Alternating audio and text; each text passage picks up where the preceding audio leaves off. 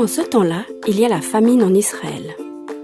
Elimelech décide de partir avec sa famille au pays de Moab, avec sa femme Noémie et ses 2 fils, Kilion et Malon.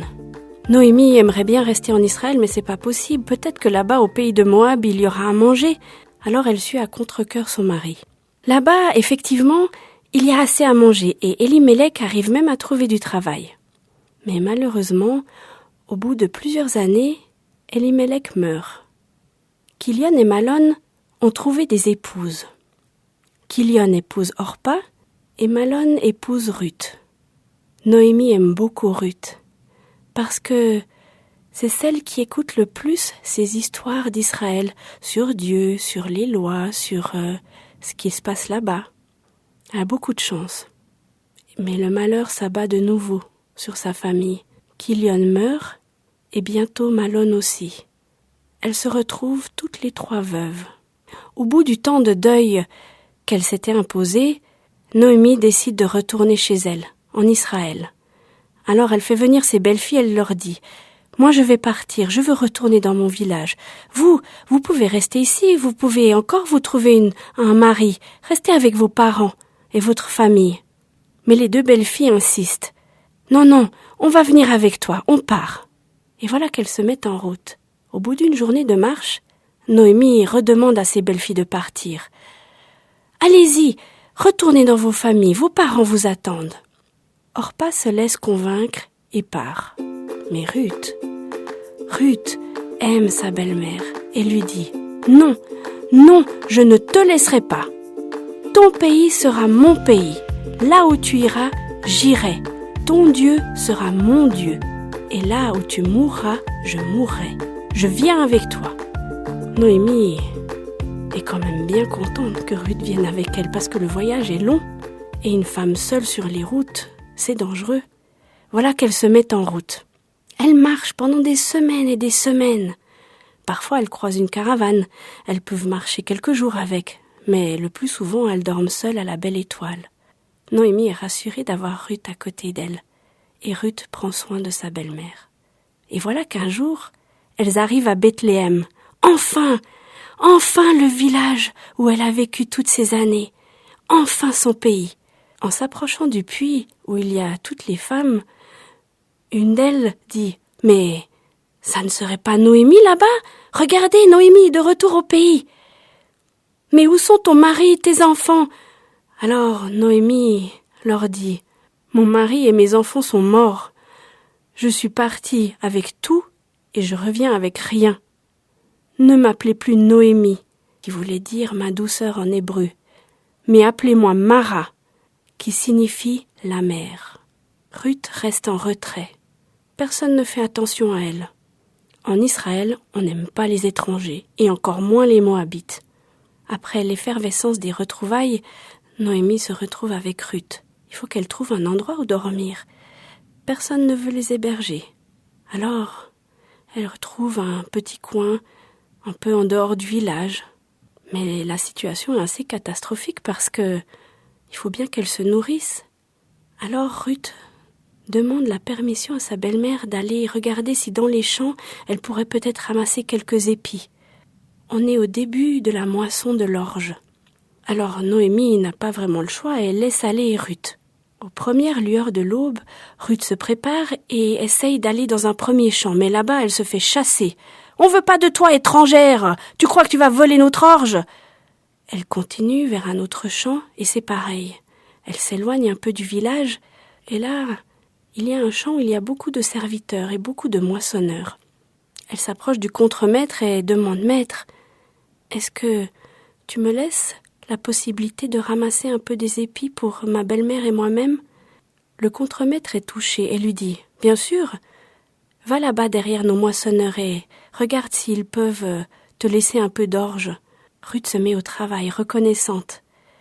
Au bout d'à peine 1 heure, elle a déjà les mains en sang parce qu'elle n'a pas apporté avec elle un petit couteau qui pourrait couper les épis. Mais c'est pas grave, elle continue. Lorsque la pause de midi arrive, le propriétaire du champ arrive. C'est Bose. C'est l'homme le plus riche du village. Il connaît tout le monde et il connaît chacun de ses serviteurs et il aime venir voir comment le travail avance. Il s'entretient avec le contremaître et tout d'un coup, il aperçoit la jeune femme là-bas au loin. Il ne la connaît pas et il demande « Mais qui est-ce » Le contremaître lui dit « C'est Ruth, tu sais, la belle-fille de Noémie, celle qui est revenue au village qui était au pays de Moab. » Boz est touché par Ruth parce qu'il la voit travailler courbée sous le soleil de midi. Il s'approche d'elle.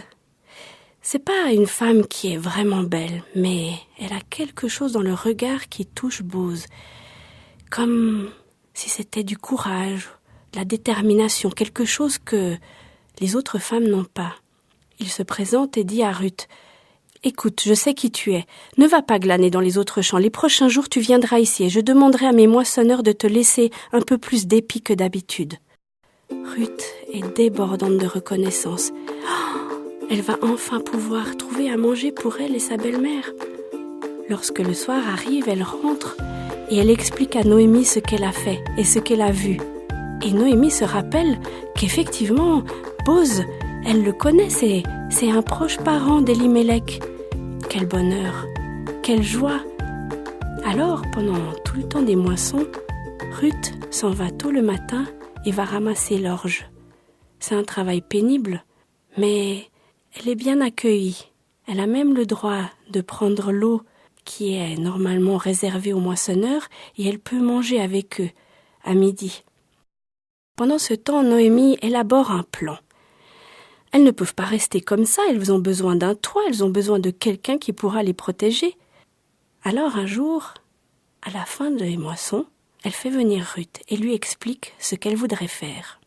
Lorsqu'on devient veuve en Israël, il y a une loi qui permet à un proche parent d'étendre la protection sur ses veuves. En effet, Elimelech avait légué des terres à Noémie. Mais Noémie était bien trop vieille pour s'en occuper, puis Ruth toute seule ne pouvait pas le faire. Lors de la dernière semaine des moissons, Boz restait à côté des champs pour pouvoir travailler avec ses serviteurs. Il dormait là, et comme ça il pouvait travailler tôt le matin. Alors, Noémie demande à Ruth de se laver, de se parfumer, de mettre ses plus beaux habits et lui explique ce qu'elle va faire. Noémie écoute, et comme elle aime Noémie tellement fort, elle accepte. Elle accepte ce qu'elle doit faire. Le soir venu, Ruth va se coucher aux pieds de Boz, alors que tout le monde est endormi. Mais au milieu de la nuit, Boz se réveille. Il sent un parfum qu'il ne connaît pas. Il regarde et là, à ses pieds, il voit Ruth, qui est là, qui attend. Et il lui dit « Mais qu'est-ce que tu fais là ?» Ruth s'assied et dit « Mon maître, j'aimerais que tu étendes ta protection sur moi. » Boz n'en espérait pas tant. Il avait peut-être le double de l'âge de Ruth, et il n'imaginait même pas une seule seconde qu'elle allait lui demander ça une fois. Il l'avait un peu espéré, mais c'était au-delà de ce qu'il imaginait. Alors il lui dit « Je t'ai entendu, je vais faire ce qu'il faut demain matin, ne t'inquiète pas. Mais avant que tu partes, je n'aimerais pas que tu reviennes les mains vides vers ta belle-mère Noémie. Donne-moi ta cape. » Étends-la par terre, et il mit 15 kilos d'orge dedans.